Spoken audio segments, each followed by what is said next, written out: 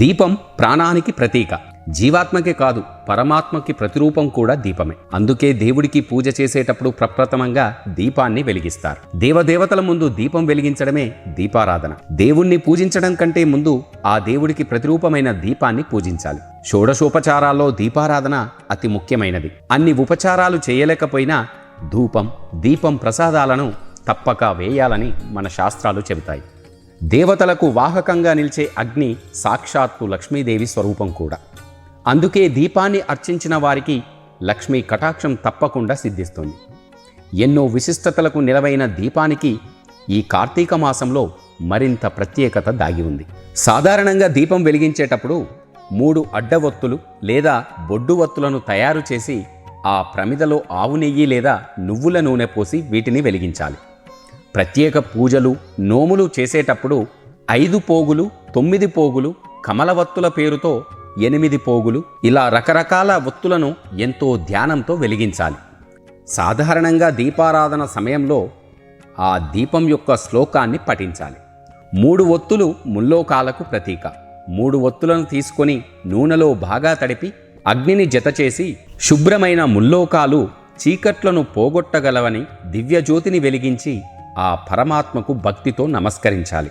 భయంకరమైన నరకం నుంచి రక్షించే ఆ దివ్యజ్యోతికి నమస్కరిస్తున్నాను అని రోజూ దీపానికి ధ్యానం చేస్తూ చిన్న దీపం పెట్టి అది నా ఇంటినే కాదు 3 లోకాల్లోనూ వెలుగు నింపాలన్నది ఎంత ఉన్నతమైన భావన, మరెంతటి ఉదాత్తమైన ఆలోచన.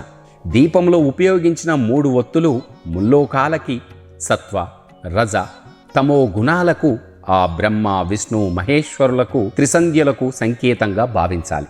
పూజలో చేసే దీపారాధనకే కాదు, సంధ్యా దీపానికి ప్రముఖమైన స్థానాన్ని కల్పించింది మన సనాతన ధర్మం. లోకానికి వెలుగుని, తేజస్సుని ప్రసాదించే భానుడు జీవుల మీద దయతో వారికి జీవాన్ని, శక్తిని ప్రసాదించడానికి తాను అస్తమిస్తూ ఆ తేజాన్ని దీపంలో నిహితం చేశాడట ఆ సూర్యభగవానుడు. అందుకే సర్వప్రాణులకు ప్రాణప్రదాత అయిన ఆ సూర్యభగవానుడు అస్తమయం కంటే ముందుగానే ఇంట్లో సంధ్యాదీపం పెట్టే సాంప్రదాయాన్ని ఏర్పరిచారు మన పూర్వీకులు. తిరిగి సూర్యోదయం వరకు దీపాన్ని వెలుగుతూ ఉంచడం హైందవ సంస్కృతిలో ఒక ఘట్టమే. దీపం ముమ్మూర్తుల పరబ్రహ్మ స్వరూపమే. వెలుగుతున్న వత్తే ఆ ప్రకాశాన్ని ఇస్తూ పాప ప్రక్షాళన చేస్తుంది.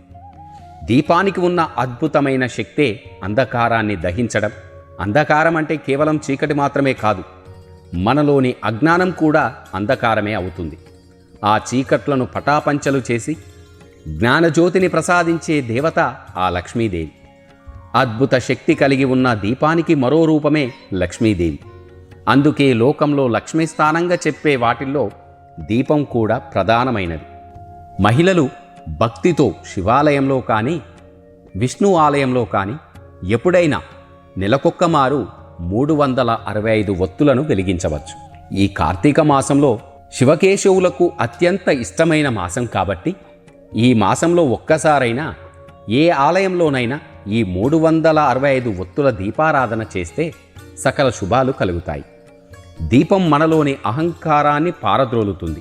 కాబట్టి తమసోమా జ్యోతిర్గమయ అని ఋషిపుంగవులు ప్రార్థించారు. అజ్ఞానం పోగొట్టి జ్ఞానజ్యోతిని కలిగించే ఆ దీపాన్ని కార్తీక మాసంలో వెలిగిస్తే విశేష ఫలితాలు ఉంటాయి.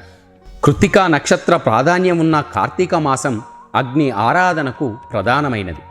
కృత్తిక అంటే అగ్ని అని అర్థం. ఆ అగ్నిని యజ్ఞం ద్వారా ఆరాధిస్తాం. ఏ దేవతకైనా హవ్యాలు అగ్ని ద్వారానే సమర్పిస్తాం. ఆ అగ్నికి సూక్ష్మ రూపమే దీపం. దీపం జీవగతమైంది.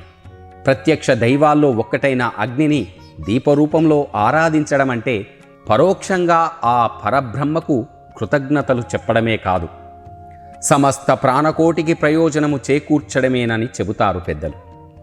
కార్తీక పురాణం ప్రకారం ఈ కార్తీక మాసం పర్వదినాల్లో పిప్పులుడు అనే చక్రవర్తి దీపదానం చేయడం వల్ల సంతానాన్ని పొందాడని, వారికి కుమారుడైన శత్రుజిత్తు కార్తీక మాసంలో దీపాన్ని వెలిగించడం వల్ల కైలాసాన్ని చేరుకున్నాడని మన పురాణాలు చెబుతాయి. కార్తీక మాసం మొత్తం 2 సంధ్యల్లోనూ సూర్యోదయం, సూర్యాస్తమయం దీపారాధన చేయాలి. అయితే ఇందులో సాయంకాలం సంధ్యాదీపం మరింత ప్రత్యేకమైనది, ఎంతో శ్రేష్టమైనది కూడా. సాయంత్ర సమయాల్లో శివాలయంలో కానీ వైష్ణవాలయంలో కానీ దీపాన్ని వెలిగిస్తే ఎంతో మంచిదంటారు పెద్దలు.